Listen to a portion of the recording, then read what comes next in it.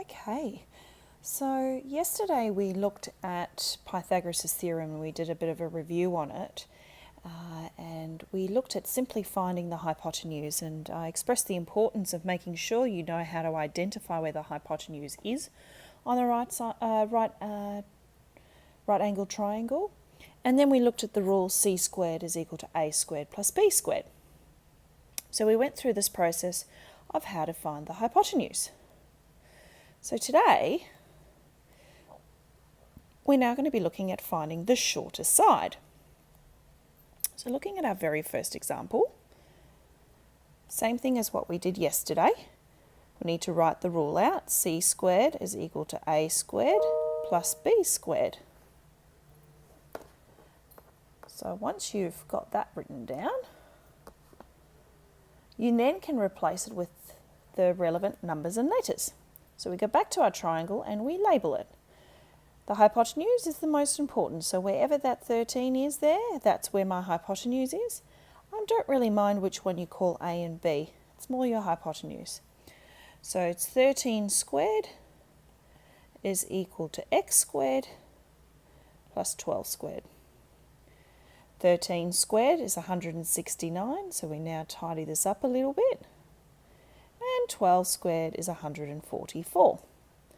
Now the difference between what we did yesterday and today is we do need to do a little bit more solving. We need to get x on its own.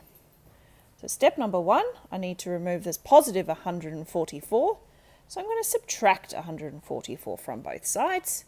169 subtract 144 leaves me with 25 is equal to x squared.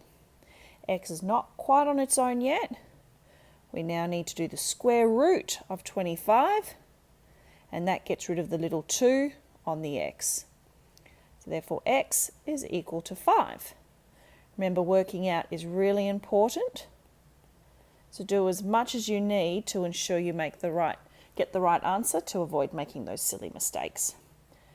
As we're working through these questions today, make sure that you are writing them into your notebook with the full working out so that you have exactly what you need when it comes to studying for your test and exam.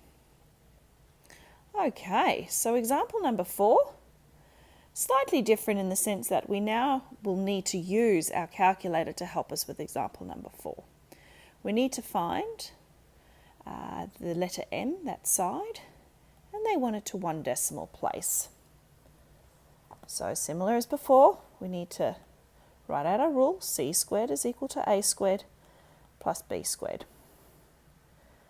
Label your hypotenuse, so 16.8 is my hypotenuse, it's opposite the right angle, and I do not mind which one you call A and B, but that's how I'm going to label my triangle for today. So we've got 16.8 squared is equal to 12.4 squared plus m squared. So now you pick up your calculator and you now go 16.8 squared and you end up with 282.24 is equal to 12.4 squared, and that gets you 153.76 is not equal, sorry, plus m squared. Alright, so now that we've tidied that up, we now solve for m. When you get m on its own, that's our goal. Subtract 153.76 from both sides, and that should leave you with an answer of 128.48 on that side is equal to m squared. Remember, we're not quite finished. We need to get rid of that little 2 next to the m, so we need to do the square root of 128.48. You pop that on your calculator and you should get something like 11.3349 is equal to m. Remember, we want it to 1 decimal place, so it's 11.3 is equal to m. What's your rounding? Fantastic. So that's how you find the shortest side. Now remember, have a go at this, show the working out to make sure you get the right answer, and if you have any problems, feel free to send me a message, but all I'm asking is that you have a go and make sure you show